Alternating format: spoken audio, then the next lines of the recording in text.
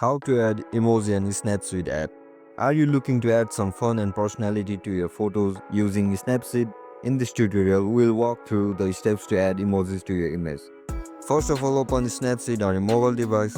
Browse through your image that you want to add emoji on. Once your image loads up, now look at the bottom of your screen where you can see the option for tools. Click on it. Now tap on this text icon. Once you click on it, now double tap over the text icon and remove all this text. Now add your emoji according to your preference. Once you add your emoji, now click on OK. To change the color of your emoji, click on this theme icon. Once you click on it, now scroll through the color that you want to apply on. Once you change the color of the emoji, now click on check mark. Now click on export and save the image. And that's it guys, that's how we're gonna add emoji on the Snapseed app. If you guys found this video helpful, don't forget to like, share and subscribe to our channel. See you in the next one. Bye bye.